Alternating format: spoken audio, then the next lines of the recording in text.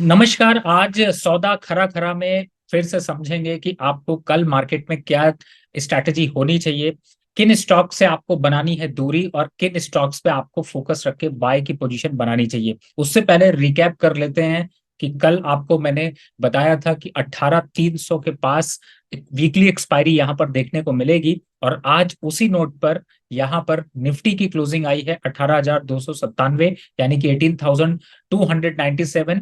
18 point minus, बहुत ही nominal सा minus देखने को मिला। सेंसेक्स के क्लोजिंग की बात करें तो 61,904, अराउंड 35 पॉइंट डाउन। और साथ ही बैंकिंग अभी भी पॉजिटिव सेंटीमेंट के साथ 43,475 पर क्लोज होता हुआ नजर आया, लगभग 144 पॉइंट प्लस।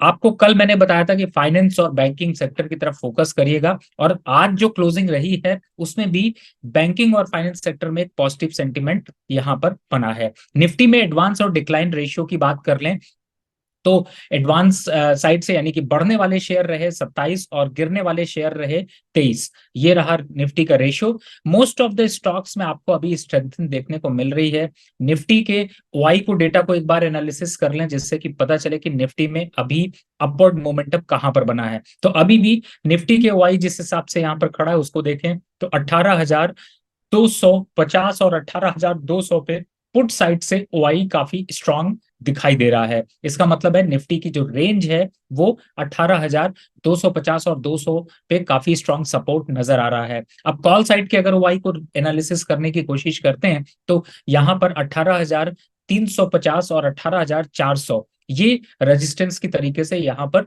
नजर आएंगे। बैंक निफ्टी के भी ओआई को यहां पर एक बार को आप अंडरस्टैंड करें तो आपको नजर आएगा कि 43,000 एक स्ट्रॉन्ग सपोर्ट है। पुट साइड से इसके ओवाइस बढ़े हैं और साथ ही 42,800 इसके भी यहां पर ओवाइस कांस्टेंट खड़े हुए हैं। अब अपर साइड पे एक रेजिस्टेंस जो अभी भी कॉमन है, लगभग 43,600 का, और दूसरा जो रेजिस्टेंस है वो है 43,800 का।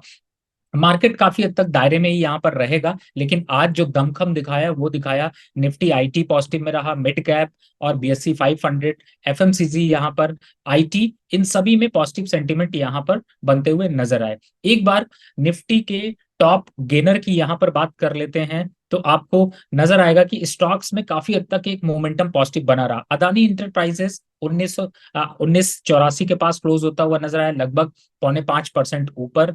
एशियन पेंट की बात करें तो पेंट इंडस्ट्री में भी आज अपवर्ड ट्रेंड देखने को मिला और एशियन पेंट में एक बाइंग मोमेंटम जनरेट रहा है, इसीलिए टॉप गेनर में ये शामिल हुआ। 3140 की क्लोजिंग और लगभग 3.25% अपसाइड। हिंदुस्तान यूनिलीवर काफी दिनों से कंसोलिडेशन के बाद ये भी आज 0.25% ऊपर रहा और क्लोजिंग आई इसकी 2592। अदानी पोर्ट में एक पॉजिटिव रुझान रहा, उसकी क्लोजिंग आई 709 के पास, लगभग 2.5% अप। एनटीपीसी भी आज यहां पर, यानी ओवरऑल पावर सेक्टर के को देखते हैं तो काफी हद तक एक पॉजिटिव सेंटीमेंट बना रहा। एनटीपीसी क्लोज किया 179.5 पर, लगभग 0.1%, 1.25% ऊपर। साथ ही इंडसइंड बैंक जो कि कंटिन्यू कई सेशन से पॉजिटिव मोमेंटम में है और आज की जो क्लोजिंग रही वो रही 1187 की, लगभग 1.25% ऊपर। साथ ही अगर लूजर्स की भी यहां पर बात कर लें तो डॉक्टर रेड्डी सबसे बड़ा लूजर रहा। हालांकि रिजल्ट अच्छे आने के बावजूद यहां पर एक करेक्शन देखने को मिला और आज लगभग 0.7% की गिरावट इस काउंटर में देखने को मिली। लार्सन एंड टर्बो में भी यहां पर करीब 5% से ऊपर की गिरावट रही। हालांकि रिजल्ट यहां पर स्टेबल रहे हैं उसके बावजूद भी स्टॉक का क्लोजिंग 2242 के पास होता हुआ नजर आया। हिंडाल्को की बात कर ले तो हिंडाल्को टॉप लूजर में शामिल रहा, 420 रुपए 85 पैसे की क्लोजिंग आई, 3.5% से ज्यादा की गिरावट रही। डिविज लैब यहाँ पर ढाई लगभग 3% के पास गिरावट रही, 3329 के पास क्लोज होता हुआ नजर आया। साथ ही जेएसडब्ल्यू स्टील में भी प्रॉफिट बुकिंग देखने को मिली, लगभग 2% यहाँ पर गिरावट के साथ सस्टेन करता हुआ नजर आया। 710 रुपए 60 पैसे की क्लोजिंग आई। ओवरऑल स्ट्रक्चर को यहाँ पर अगर समझते हैं तो ज्यादातर स्टॉक्स में पॉजिटिव मोमेंटम रहा, लेकिन यहाँ पर खास तौर से फार्मा सेक्टर में एक गिरावट का ट्रेंड अभी भी कंटिन्यू देखने को मिल रहा है। कल के इवेंट को फोकस कर लेते हैं कि कल कौन से इवेंट पे ध्यान रखना चाहिए, किन कंपनीज के रिजल्ट आने हैं। उनमें अगर जाते हैं तो सबसे पहले है Cipla, Colgate, DLF, Hind petro, HAL, IGL, Manappuram finance, Polycab, Tata motor, Vedanta. 10 ऐसी टॉप कंपनीज जिनके की कल रिजल्ट आने हैं और मार्केट का दिशा किस साइड होगी वो कल इन रिजल्ट्स के बाद देखने को मिलेगा। एक एक एनालिसिस कर लेते हैं। सिप्ला का काफी हद तक पॉजिटिव रिस्पांस यहाँ पर देखने को मिला है, तो उम्मीद है कि इसके रिजल्ट्स काफी हद तक पॉजिटिव होंगे। कोलगेट के साथ भी अगर जाते हैं तो उसके भी पॉजिटिव रिजल्ट यहाँ पर उम्मीद की जा रही है। डीएलएफ के भी रिजल्ट्स यहाँ पर पॉजिटिव हो सकते हैं, क्योंकि आगे इस समय अभी सेल्स ग्रोथ देखी जाए तो काफी अच्छी देखने को मिली।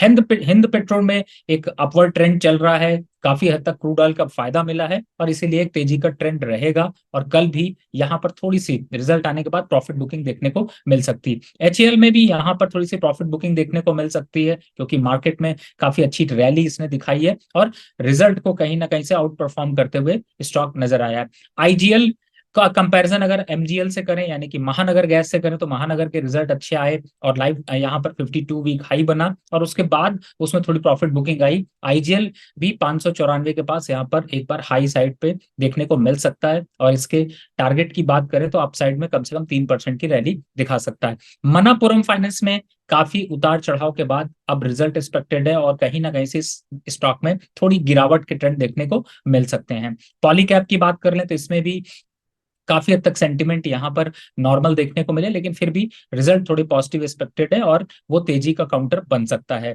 टाटा मोटर और वेदांता लगभग यहाँ पर पॉजिटिव सेंटिमेंट दिखाते हुए नजर आ रहे हैं। टाटा मोटर तो 52 वीक हाई पर है, तो आप इस काउंटर पे एट द मनी का कॉल और पुट यानी ये स्ट्रैटेजी आप अपना करके आप प्रॉफिटेबिलिटी कन्वर्ट कर सकते हैं। अब एक बार फिर से वापस देखते हैं कि किन स्टॉक से कल दूरी बनाकर रखनी है। तो सबसे पहला है डिविज लैब, इससे आप दूरी बनाकर रखें। डाउन ट्रेंड में है, लगभग 0.25% की गिरावट भी देखने को मिली है और अभी एक बार 3100 तक के लेवल देखने को मिल सकते हैं। दूसरा जो फ्यूचर में स्टॉक है वो है मेट्रोपोलिस, इससे आपको दूरी बनाकर रखनी है क्योंकि इस स्टॉक में भी करेक्शन के अभी और ज्यादा दौर देखने को मिल सकते हैं। साथ ही लाल पैथलैब, ज्यादातर फार्मा सेक्टर है जिनसे आपको थोड़ा सा यहाँ पर डिस्टेंस बनानी है, इसमें भी गिरावट के ट्रेंड देखने को मिल सकते हैं। लेवल्स की बात करें तो 1800 के लेवल आपको टेस्ट होते हुए नजर आ सकते हैं। 2.25% की गिरावट आज भी रही है और कल भी ये काउंटर में थोड़ा सा गिरावट का ही ट्रेंड यहाँ पर बनता हुआ नजर आएगा।